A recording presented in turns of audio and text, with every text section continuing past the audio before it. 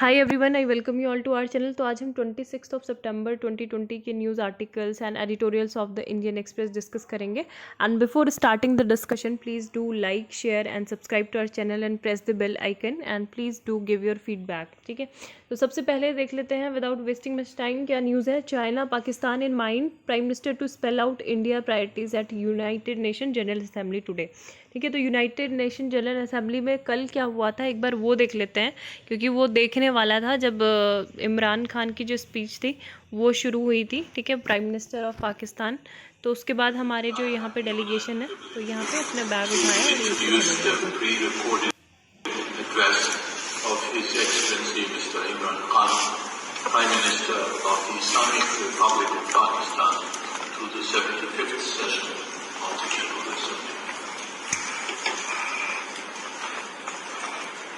Mr. President, Secretary General, Excellencies, ladies and gentlemen.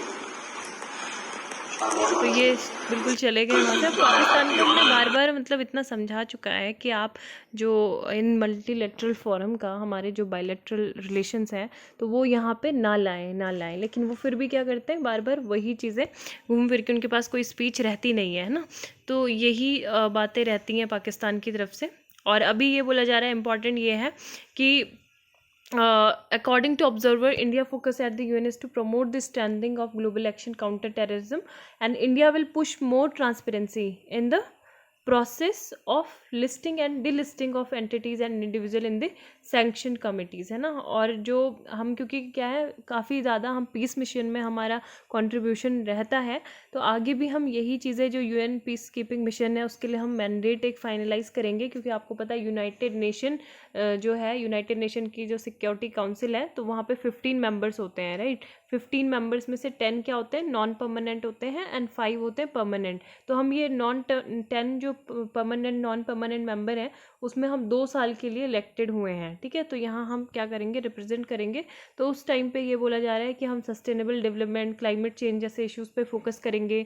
हमारी जो net health services provider है उसको प्रमोट करेंगे। India will highlight its contribution in the global cooperation against कोविड-19। ठीक है, और जो हमने 150 कंट्रीज़ को एड किया है, यहाँ पे अपना फिनेंशियल असिस्टेंस दिया है as a pharmacy to the world, तो वो सब चीज़ भी हम बातचीत करेंगे प्राइम मिनिस्टर इन सब टॉपिक्स के बारे में। And 2020 is also the 25th anniversary. ठीक है, तो अगर बोला जाएगा कि किसकी 25th एनिवर्सरी है, ये 4th world conference on women, and India will reiterate its commitments and achievements in women led development। ठीक है, तो fourth world conference on women की 25th एनिवर्सरी है 2020 में ही। India will also refer to its role in south development partner, specially in the context of India UN development partnership fund. इसके अलावा India committed है ग्लोबल पार्टनरशिप को लेके। SDG जो 17 है उसमें क्लाइमेट चेंज की को भी इंक्लूड किया गया है, क्योंकि आपको पता है हमारे यहाँ पे क्या इंटरनेशनल सोलर अलायंस को क्रिएट किया गया था, है ना, इसी डायरेक्शन में क्लाइमेट चेंज से रिलेटेड, जिसका गुड़गांव में हेडक्वार्टर है। And India will also be non permanent member of the UNSC for 2 years beginning January 1, were 5S। ठीक है, तो 5S अप्रोच को बोला जा रहा है, ये फॉलो करेंगे हम January 1, 2020 से जो हम सेशन होगा नॉन परमानेंट मेंबर का। तो हम क्या करेंगे, 5S से पहला जो S है दैट मीन्स सम्मान, ठीक है, यानी कि रिस्पेक्ट। दूसरे S से क्या हो गया, संवाद यानी कि डायलॉग। तीसरे S से क्या हो गया, सहयोग यानी कि कोऑपरेशन। चौथे S से हो गया शांति यानी पीस, और 5वें S से क्या हो गया, प्रॉस्पेरिटी, समृद्धि। ठीक है, तो इन सब चीज़ें पे फोकस किया जाएगा। अब एक और चीज़ है, जो हमने एक राइट टू रिप्लाई का यूज़ किया पाकिस्तान के अगेंस्ट में, मतलब क्योंकि पाकिस्तान बार बार ही बोल रहा था कि जो कश्मीर क्या है, इंडियन ऑक्यूपाइड पाकिस्तानी कश्मीर है ना, तो उसको ये बोल रहा था। तो हमने यहाँ पे रिस्पॉन्स में बोला है और ये बोला कि इंडिया में ह्यूमन राइट्स का वायलेशन हो रहा है। तो पाकिस्तान एक ऐसी कंट्री है जो मतलब हमको नहीं बता सकता कि ह्यूमन राइट्स क्या होते हैं, वो उन पे बात नहीं कर सकता। तो ये हमारे जो इंडिया की साइड से रिप्रेजेंटेटिव है इन्होंने बोला, एक बार सुन लो। For a nation that is deeply buried in medievalism, it is understandable that the tenets of a modern civilized society, such as peace, dialogue, and diplomacy, are far-fetched. Allow me, Mr. President, to jog their minds a little about the stellar record of Pakistan. This is the country that brought genocide to South Asia 39 years back when it killed its own people. This is also the country that is shameless enough not to offer a sincere apology for the horrors it perpetrated even after so many years. This is the same country that provides pensions for dreaded and listed terrorists out of state funds. This is the same country that has the dubious distinction of hosting the largest number of terrorists proscribed by the United Nations. The leader whom we heard today is the same person who referred to the terrorist Osama bin Laden as a martyr in his parliament in July.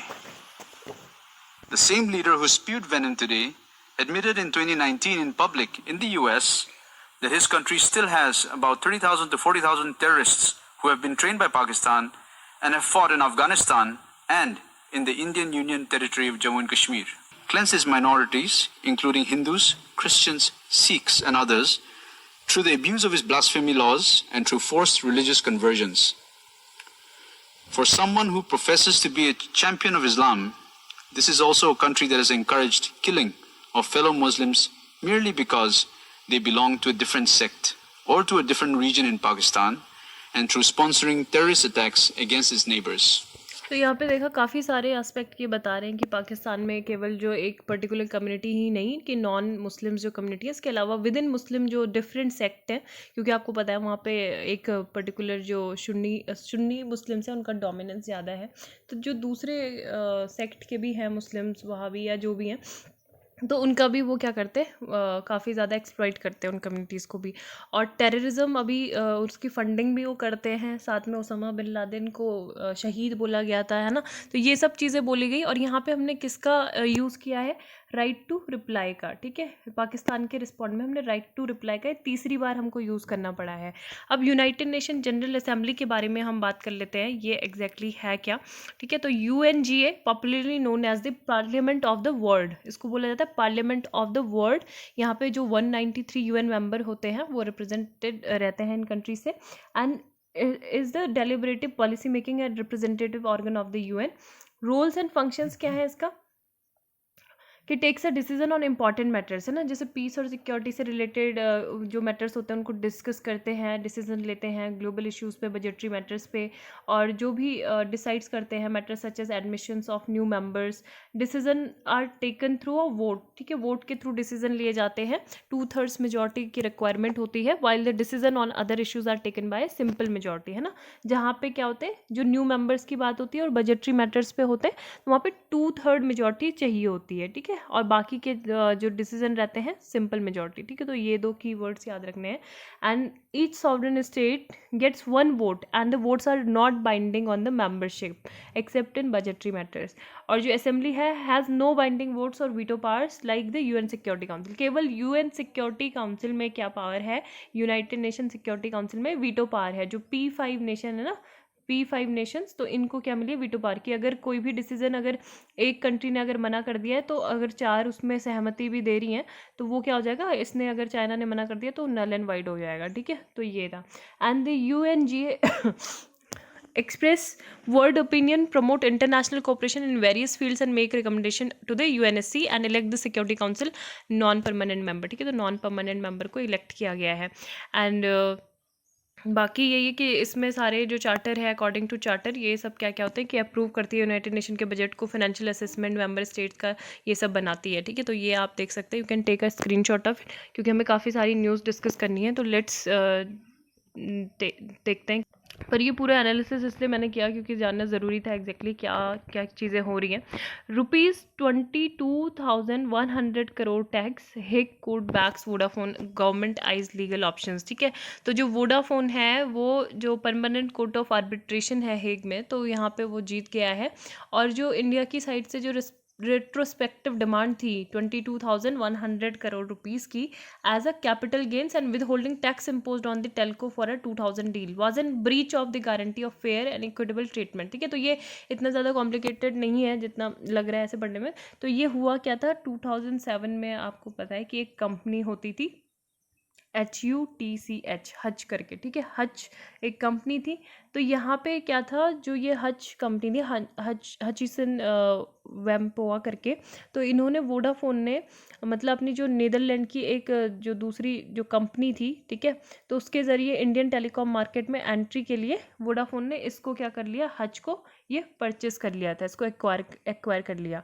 लेकिन जब फिर क्या किया, जब ये Indian market में आई तो Indian government में काफ़ी ज़्यादा टैक्सेस जो थे वो लगाने स्टार्ट कर दिए, है ना। तो इसके खिलाफ वो सुप्रीम कोर्ट में गए, तो सुप्रीम कोर्ट से जजमेंट इनके पक्ष में आया था वोडाफोन के। लेकिन फिर सरकार ने क्या कर दिया था, जो ये रेट्रोस्पेक्टिव अमेंडमेंट टैक्स है ये कर दिया था, यानी कि पुरानी तारीख से जो टैक्स रूल है उसमें चेंजेस कर दिए गए थे UPA 2 के गवर्नमेंट ने, है ना। फिर जो थे फिर ये कहाँ पे गए, मतलब यही आर्बिट्रेशन जो परमानेंट कोर्ट ऑफ आर्बिट्रेशन है हैग में, तो यहाँ पे ये गए और 6 साल तक ये केस होता रहा और फाइनली क्या हुआ, इनके पक्ष में ये चीज़ आया। मतलब वोडाफोन का ये कहना था कि जो वोडाफोन है वो नीदरलैंड की कंपनी है ना, और जो हच है वो हांगकांग की कंपनी है, तो दोनों बाहर की हैं, तो आप इसमें इंडियन गवर्नमेंट ऐसे टैक्स नहीं लगा सकती इसमें इतना ज़्यादा, है ना।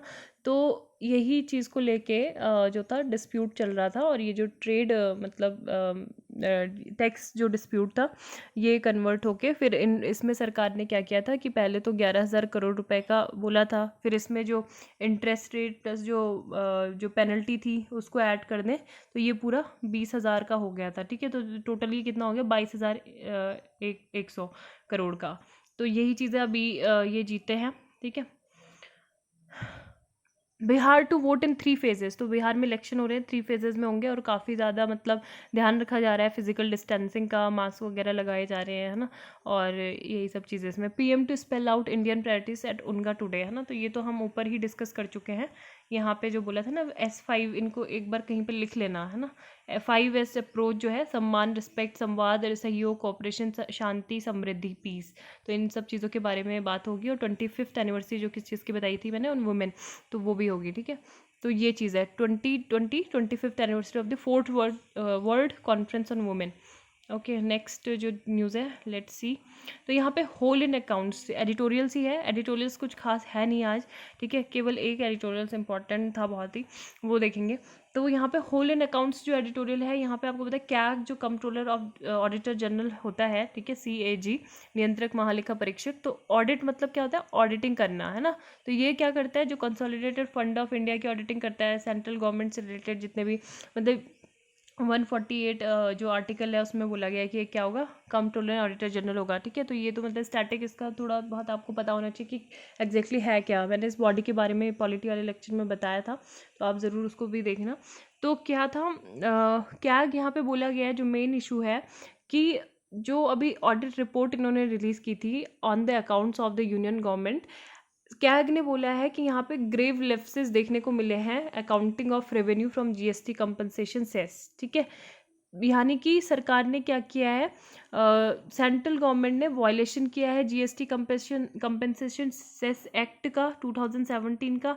अब क्या हुआ था, जब सरकार ने GST का इम्प्लीमेंटेशन किया था तो उस टाइम पे स्टेट्स को, क्योंकि काफ़ी सारे जो उनके जो टैक्सेस थे अदर सोर्सेज से, तो उनको क्या करना पड़ा था, उनको इस GST रिजीम में वो सारे आ गए थे, जो स्टेट से रिलेटेड जो उनके टैक्सेस भी थे, है ना। तो उस टाइम पे सेंट्रल गवर्नमेंट ने ये एक तरह से कमिटमेंट दिया था या प्रॉमिस किया था कि आगे मतलब क्या होगा, अगर 6 सालों तक 2022 तक अगर कोई भी लॉस, रेवेन्यू लॉस होता है स्टेट को, तो हम क्या करेंगे, उसको फुलफिल करेंगे, हम उसको कंपनसेट करेंगे। लेकिन यहाँ पे क्या हुआ है अभी, क्योंकि एक्ट ऑफ गॉड है कोविड-19, ऐसा फाइनेंस मिनिस्टर के द्वारा बोला गया था, तो इस वजह से वो इसको करने में नाकामयाब है, नहीं कर पाएंगे, है ना।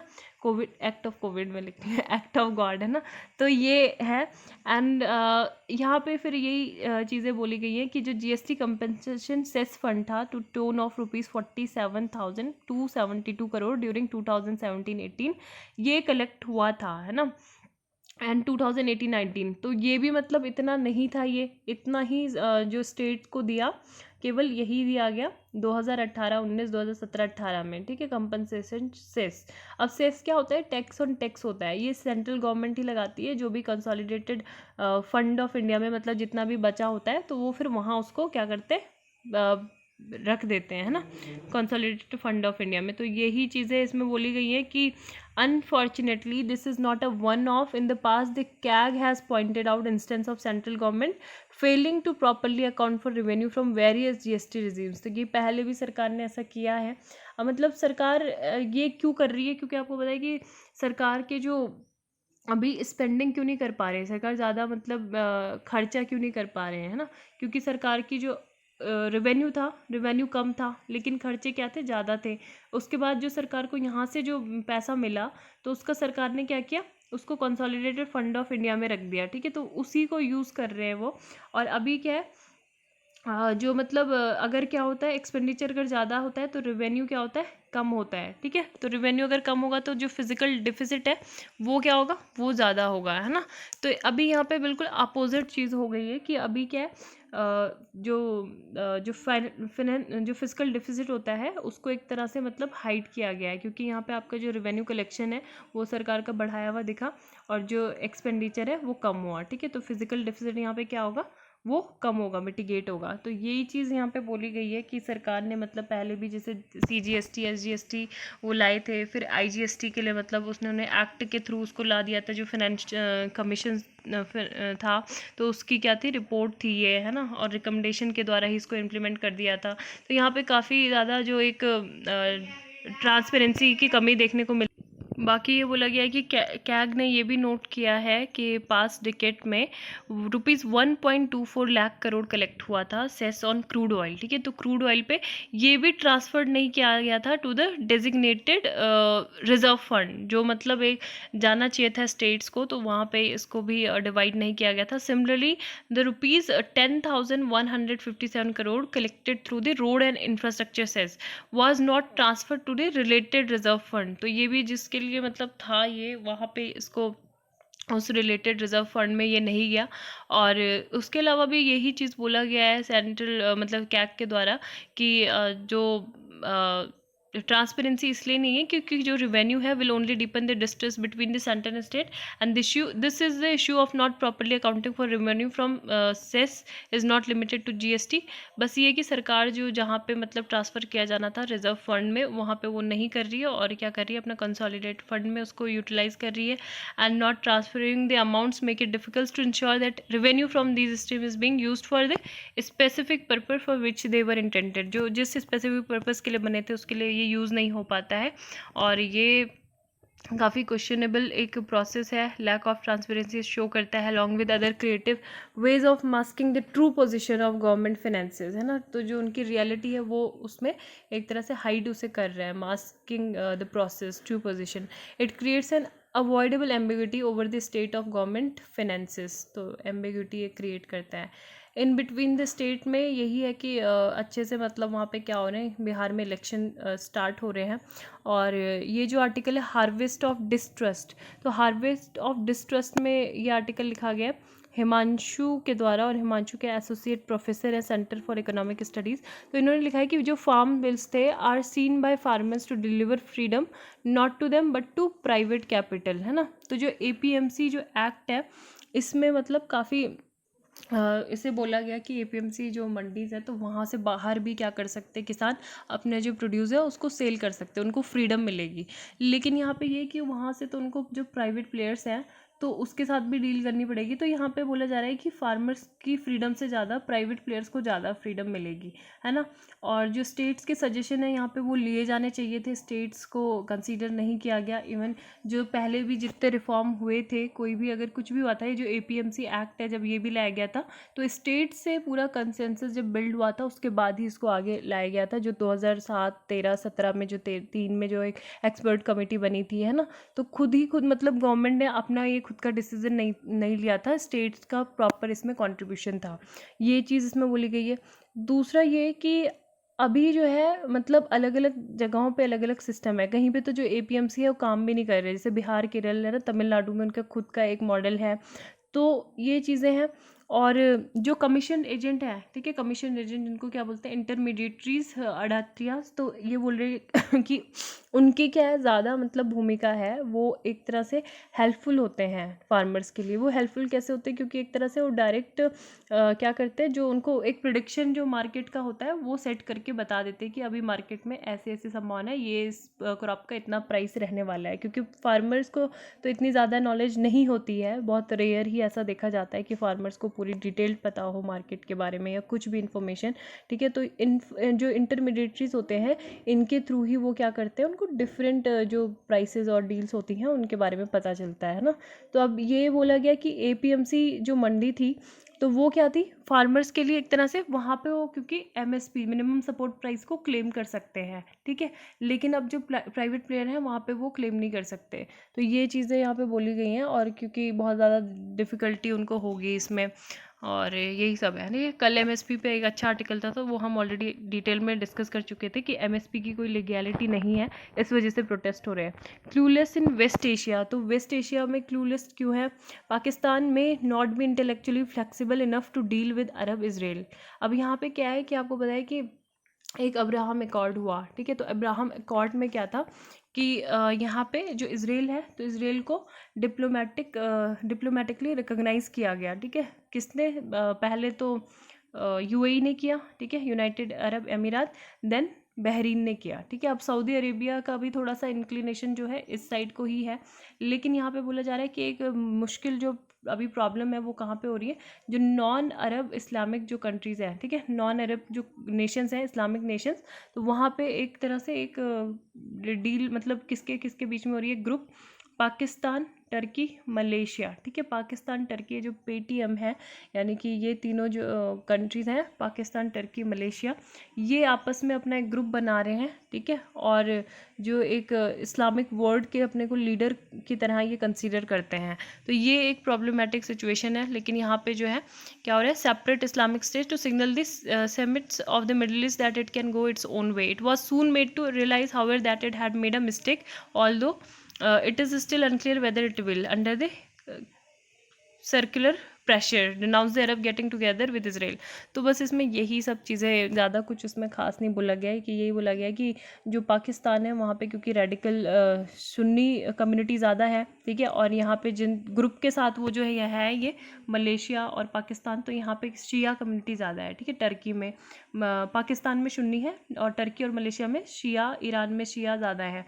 और जो ये सऊदी अरेबिया है, तो यहाँ पे क्या है, यहाँ पे भी मतलब ये सुन्नी है ना। तो ये बोला जा रहा है कि अगर ये अपने ही बीच में मतलब कैसे एक ओपन स्पेस क्रिएट कर सकते हैं, है ना, क्योंकि इनके बीच में तो डिस्प्यूट अपने आपस में ही होता रहता है सुन्नी शिया का।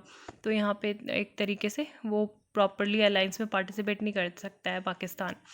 देन ए बेटर नॉर्मल, तो बेटर नॉर्मल में क्या बोला गया है, Covid crisis underlines need to invest in health care infrastructure and environment. तो ये काफ़ी अच्छा आर्टिकल लिखा गया है सुनील अलग जी के द्वारा, और ये बिजनेस एंड ब्रांड कंसल्टेंट है, writer as a business and brand consultant. तो इन्होंने ये लिखा है कि अभी जो है हमने जैसे 2020 स्टार्ट हुआ था, हर न्यू ईयर पे सभी लोग रेजोल्यूशन लेते हैं कि अब हम ये करेंगे, सबके कुछ प्लान्स होते हैं, है ना, लॉन्ग टर्म लाइफ को लेके इकोनॉमिक प्लान्स होते हैं। लेकिन वो अभी सब क्या हो गया, कोविड-19 की वजह से सब इधर उधर चले गए, कुछ भी अभी हो नहीं सकता।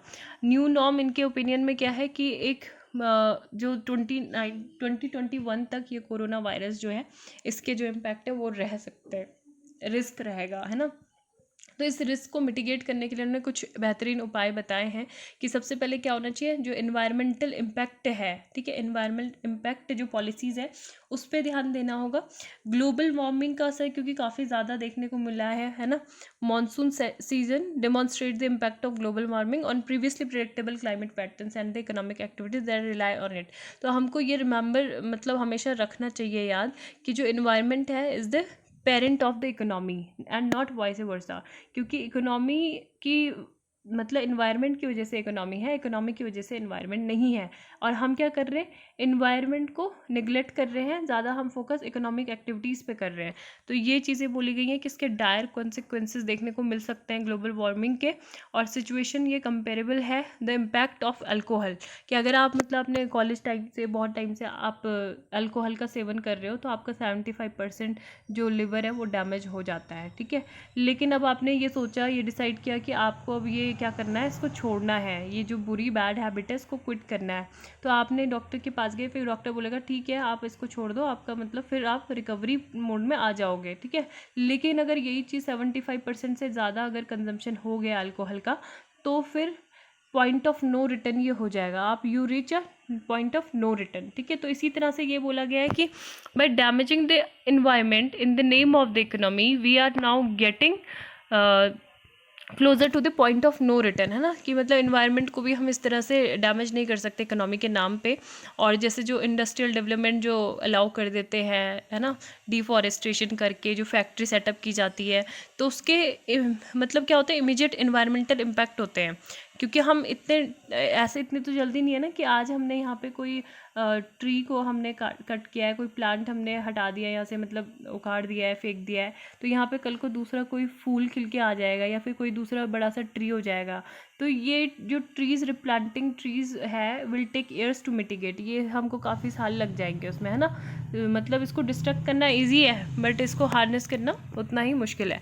There is a middle path which allows for both job creation and preserving our ecosystem. तो हम अपना मतलब एक मिडिल पाथ को अपना सकते हैं जहाँ पे हम इकोसिस्टम, अपना जो इकोनॉमी है उनको मतलब एक तरह से बैलेंस बना के हम यहाँ पे जॉब क्रिएशन जो है उस पर फोकस कर सकते हैं, इन्वायरमेंट सेक्टर में भी, है ना। And the government must take active steps to promote demand. दूसरी चीज़ यहाँ पे डिमांड की बात की गई है। अब ये बोल रहे हैं कि ठीक है, इट इज़ एब्सोल्युटली फाइन कि जो पुअर है और जो एग्रीकल्चर सेक्टर है उनको हम इग्नोर नहीं कर सकते थे पैंडेमिक के टाइम पे, क्योंकि वो बहुत ज़्यादा वल्नरेबल थे, उनको ज़रूरत थी इकोनॉमिक असिस्टेंस देने की। लेकिन ये बोला गया है कि जिस तरह से जो डिमांड है वो एक ग्रोथ का, ठीक है, एक इंजन ऑफ ग्रोथ होती है, oil in the engine of growth, क्योंकि इसके बिना जो इकोनॉमी है वो हॉल्ट पे ही रहेगी, है ना, वो कभी भी रिवाइव नहीं कर सकती। लेकिन ये बोला गया है कि हमारे यहाँ जो मिडिल क्लास तबका है, ठीक है, मिडिल क्लास जो फैमिली से लोग आते हैं वो 300 मिलियन है, 300 मिलियन इंडियंस ये क्या है, मिडिल क्लास से आते हैं। और ये मेजर सोर्स होते हैं डिमांड के, इसी क्लास से सबसे ज़्यादा क्या आती है, डिमांड की मांग की जाती है। अब यही लोग क्या होते हैं, ये लोग सेविंग भी ज़्यादा करते हैं, ठीक है, सेविंग पे ही डिपेंडेंट भी रहते हैं। अगर कोई इमीडिएट कोई इमरजेंसी है या फिर कुछ इनको चाहिए तो इन्होंने फिर ये अपने एक सेविंग करके पैसा भी रखा रहता है। अब जब इनके पास वो चीज़ पैसा भी नहीं होगा, लिमिटेड चीज़ें होंगी, तो ये कहाँ से खर्च करेंगे, डिमांड कैसे बढ़ेगी। तो इनको ये बोला गया कि little investment and capital expenditure will take place if there is no demand for products. And I agree that the initial stages of the pandemic it was important, कि वही है कि इनिशियल स्टेजेज में ठीक है देना चाहिए था, लेकिन अभी जो मिडिल क्लास है, अर्बन मिडिल क्लास, तो उसको हमें इग्नोर नहीं करना चाहिए, उनको भी इंसेंटिवाइज, उनको जो टैक्स इंसेंटिव्स है वो हम दे सकते हैं। जैसे कि वो फ़ोन लेने जाते हैं तो उस पर टैक्स नहीं लगना चाहिए इतना ज़्यादा, या फिर वो गाड़ियाँ परचेस करते हैं, है ना। और जैसे डेविड हार्लेसन, अभी आपको पता है, सॉरी हार्ले डेविडसन जो है ना, तो वो क्या कर रही है, अपने ऑपरेशन शट डाउन कर रही है इंडिया से। तो ये हार्ले डेविडसन जैसी जो बाइक है ना, तो हमारी सोसाइटी का एक सेगमेंट ही इसको अफोर्ड कर सकता है, जो बिल्कुल एफिलेंट क्लास है या फिर जो पैशनेट हो बाइक्स को लेके, है ना, पैशनेट भी और साथ में पैसा भी हो जिसके पास, तो तब ये क्या कर सकता है, उसको अफोर्ड कर सकता है। बाकी क्या है, class is more apt to save it for a rainy day rather than spend, है ना। तो हम अपने मतलब कौन ये चाहेगा कि उसको स्पेंड कर दे, बल्कि अभी जैसे कोविड-19 की सिचुएशन दोबारा ऐसे ना हो जाए, तो अपना सेफ सिक्योर साइड जो है, सिक्योर साइड लेके वो चलेंगे। We will therefore need to devise creative solution to promote spending, जैसे कि टैक्स इंसेंटिव्स एक्सपेंडिचर देने हैं car, flats, white goods, travel पे। And the government must continue to increase expenditure, ठीक है, इंफ्रास्ट्रक्चर जो प्रोजेक्ट है उन पे एक्सपेंडिचर को इंक्रीज़ करना होगा। और जो कीन्स का जो मॉडल था, कीन्स ने भी यही बोला था कि फंडिंग इज़ रिक्वायर्ड, जब तक लोगों के पास अब पैसा नहीं दोगे, फंड नहीं दोगे, तब तक वो मार्केट नहीं जाएंगे, तब तक वो क्या करेंगे, चीज़ों को खरीदेंगे नहीं। जब पैसा होगा तो वो क्या करेंगे, चीज़ों को कंज्यूम करने के लिए वो मार्केट में पैसा भी लगाएंगे, खर्च भी करेंगे, जिससे डिमांड भी क्या होगी, बढ़ेगी, है ना। तो ये चीज़ बोला गया है। अब यहाँ पे हेल्थ केयर की बात की गई कि हेल्थ केयर स्पेंडिंग में भी थोड़ा सा इंक्रीमेंट किया था 40,000 करोड़, लेकिन ये भी क्या है, इनएडिक्वेट ही है, as the focus has been on creating large Covid isolation centre. मतलब फोकस किस में हो रहा है, हम कोविड सेंटर पे सेंटर बनाए जा रहे हैं, हम जो आईसीयू बेड है उनको रिजर्व कर रहे हैं, है ना। Routine preventive services such as immunisation have fallen. तो जो प्रिवेंटिव सर्विसेज है जैसे इम्यूनाइजेशन है, ये बिल्कुल नीचे चली गई हैं, और क्योंकि जो हमारे रिसोर्सेज हैं वो दूसरी चीज़ों में जा रहे हैं, और health care needs such as in cancer screening and treatment have also been crippled, while COVID related infrastructure spending should continue to be a top priority, है ना। तो ये एक टॉप प्रायोरिटी बनी हुई है, और हेल्थ क्राइसिस जो है वो काफ़ी तेज़ी से मतलब बढ़ता ही जा रहा है, अर्बन और रूरल दोनों ही जगहों पे। लेकिन तभी भी अभी भी हमारी क्या है, 1.3% ऑफ आवर जीडीपी हम हेल्थ पे स्पेंड करते हैं, और जो चाइना और नाइजीरिया है वो कितना करते हैं स्पेंड, 4 से 6%, और जो डेवलप्ड कंट्रीज़ हैं वो तो 10 to 18% खर्चा करती हैं, ठीक है। अब ये चीज़ बोला गया कि less important consideration is how we navigate working from home going forward. तो वर्क फ्रॉम होम का जो कल्चर है वो भी तेज़ी से बढ़ रहा है, और काफ़ी जो एक मेजॉरिटी ऑफ वर्कर्स हैं वो एनकाउंटर कर रहे हैं कि longing to break free from the confines of their homes, है ना, collaborate with colleagues in the same physical environment. तो एक सेफली मतलब ये जो वे है उसको हमको सोचना होगा, और जो रिस्क है, ठीक है, उसको मिटिगेट करना होगा। सोल्यूशन क्या होने चाहिए कि मास्क पहने, और working all alternative days and social distancing, physical distancing जो है with in work place, mask पहनना है single most effective preventive measure until a vaccine is widely available. जब तक वैक्सीन नहीं आ जाती तब तक मास्क पहनना ही होगा। And working from home is a poor substitute in a fast paced world, ठीक है। यहाँ पे क्योंकि सहयोग इज़ अ की, collaboration is a key, covid is here to stay, और हमको इसी के साथ सीखना होगा जीना, and not completely ignore the psychological needs and emotion of our workers. तो ये चीज़ें बोली गई हैं, और अपॉर्चुनिटीज़ हैं ग्रोथ और चेंजेस की ये क्राइसिस ने लाई हैं, and this is an opportunity for the government to cut wasteful expenditure, ठीक है। जो वे फालतू का जो इधर उधर कर रहे हैं, मतलब जिसका इतना ज़्यादा आउटकम नहीं मिलेगा, इतना ज़्यादा बेनिफिट नहीं मिलेगा, तो वहाँ से हट के उनको क्या करना चाहिए, अपना इंक्रीज़ करना चाहिए एक्सपेंडिचर जो मच नीडेड इंफ्रास्ट्रक्चर है, जैसे रोड्स पे, पोर्ट्स पे, एयरपोर्ट्स पे, या फिर पुअर जो फार्मर्स हैं उनको फूड वगैरह, उनको जो और ज़्यादा जो उनकी नेसेसिटी है, शेल्टर्स, ठीक है, वो प्रोवाइड करना, क्योंकि अभी क्या है 800 मिलियन पुअर अभी भी है। In doing so we must never forget the growing middle class, ठीक है। मिडिल क्लास को भी हमें नेगलेक्ट नहीं करना है, उनके लिए डिमांड अगर जनरेट करनी है तो उनके पास क्या होना चाहिए, हमारी जो फैक्ट्रीज़ हैं वो जब रनिंग होंगी, वो वर्क कर रही होंगी, तभी वहाँ पे काम भी जनरेट होगा। This will increase the physical deficit but it can be reverse in the coming years, है ना। तो ये फिजिकल डिफिसिट इससे बढ़ सकता है लेकिन रिवर्स भी हो सकता है, एंड गवर्नमेंट और इंडस्ट्री लीडर्स को एक साथ आना होगा। In a democracy we must stop mainly criticising but instead offer solutions, ठीक है। तो जैसे प्रेसिडेंट APJ अब्दुल कलाम ने भी कहा था format, we must behave like a billion people and not like a million people. We will make mistakes along the way but we must learn from them and move ahead as one of the government, industry and the people of our country. तो हमको एक साथ ये काम करेंगे तभी जाके कुछ सोल्यूशन हमको मिल पाएगा, ठीक है। तो ये आर्टिकल था।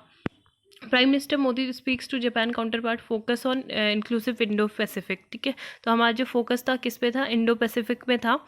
और जो क्वाड ग्रुप है, क्वाड ग्रुप की जो ऑफिशियल मीट है, they also discussed a host of issues on regional and global issues of common interest, ठीक है। तो ये चीज़ भी है। कौन कौन है क्वाड ग्रुप में, US, जापान, ऑस्ट्रेलिया, इंडिया, ठीक है। ये वर्चुअल मीटिंग इनकी हो रही थी, तो तब यहाँ पे बात की गई, इंडो पैसिफिक का इशू जो था वो मेन उठाया गया था, ठीक है। नेक्स्ट इम्पॉर्टेंट न्यूज़ तो ज़्यादा है नहीं यहाँ पे। We need a 5-year 10-year plan to get labour participation rate right. तो ये एक आर्टिकल है लेबर राइट से रिलेटेड। Retrospective taxation the Vodafone case and the Hague court, ठीक है। तो यहाँ पे रिट्रोस्पेक्टिव टैक्सेशन के बारे में डिटेल में बताया गया है कि as the name suggest, retrospective tax allows a country to pass a rule on tax certain products, है ना, कि क्या करना, एक सर्टेन प्रोडक्ट्स पे टैक्स लगा देना, आइटम्स और सर्विसेज पे टैक्स लगाना, and deals and charges companies from a time behind the date on which the law is pass, कि जब कोई लॉ अगर पास हुआ है, ठीक है, तो उससे क्या कर देना, उसको चेंज कर देना, जो टाइम है उसको क्या कर देना, जो पुरानी तारीख से टैक्स रूल में बदलाव कर देना। तो ये है, countries use this route to correct any anomalies in their taxation policy that have in the past allowed company like to take advantage of such loopholes. तो गवर्नमेंट क्या करती है, इसको रिट्रोस्पेक्टिव अमेंडमेंट को to taxation laws to clarify existing laws, और ये क्या करती है, कंपनीज को हर्ट करती है गवर्नमेंट इससे, हैड नोविंगली और unknowingly interpreted the tax rules differently, ठीक है, टैक्स रूल को डिफरेंटली इसको इंटरप्रेट करना। तो ये वोडाफोन का जो केस है, मैं ऑलरेडी बता चुकी हूँ आपको एग्जैक्टली था क्या केस, तो वही उसके बारे में बोला गया है। और permanent court of arbitration Hague का क्या कहना है इसमें, कि उन्होंने ये बोला है कि article 3 of the arbitration rules of UNCITRAL, UNCTRAL क्या है, यूनाइटेड नेशन कमीशन और इंटरनेशनल ट्रेड एंड लॉ, तो इसके अकॉर्डिंग क्या है कि constitution of the arbitral tribunal shall not be hindered by any controversy with respect to the sufficiency of the notice of arbitration which shall be finally resolve by the arbitral tribunal, ठीक है, तो यहाँ से resolve होगा and ठीक है, तो यही चीज़ है the BIT between India and the Netherland. ये New Zealand divided over historic marijuana vote, a referendum भी हेल्ड ऑन October 17, और इसमें ये बोला गया है कि जो कैनबीज़ है उसमें न्यूजीलैंड और would be the only third country in the world after Uruguay and Canada जहाँ पे लीगलाइज कर दिया गया है, ठीक है। तो उरुग्वे और कनाडा और न्यूजीलैंड में क्या है, जो मारिजुआना है कैनबीज़ उसको लीगलाइज किया गया है। And a Horizon research survey showed 49.5% of respondents were in favor legalizing cannabis, while 49.5% of were against, and 1% gave no response, ठीक है, तो 1% ने कुछ रिस्पॉन्स ही नहीं दिया। UN agency advises Pak stop issuing new pilot licence, तो न्यू पायलट लाइसेंस स्टॉप करें, तो ये चीज़ बोली गई है। The international civil aviation organisation has advise Pakistan to undertake immediate corrective actions, and जो सस्पेंड करें जो न्यू पायलट लाइसेंस है उसको, है ना, क्योंकि यहाँ पे फॉल्सिफाइड लाइसेंस का स्कैंडल हो रहा है, और ये बोला गया है, ठीक है। First women and the first Jewish American कौन थी, जस्टिस रुथ बेडर गिन्सबर्ग, ठीक है, जस्टिस रुथ, तो शी पास्ड अवे रिसेंटली, इसलिए ये है। UN announces 150 million for H1B workforce training programme, तो एक ये भी इम्पॉर्टेंट न्यूज़ थी। और Harley Davidson close to deal with Hero MotoCorp after ceasing local manufacturing, ठीक है, तो ये बोला जा रहा है कि 2000 जो जॉब हैं इनके एग्जिट से यहाँ पे जाएंगी, FADA का ऐसा कहना है, the Federation of Automobile Dealers Association, और India would result in up to 2000 job losses workers across the brands 35 dealership and loss of 130 crore for its dealer partnership in India, ठीक है, तो ये है। Okay, thank you.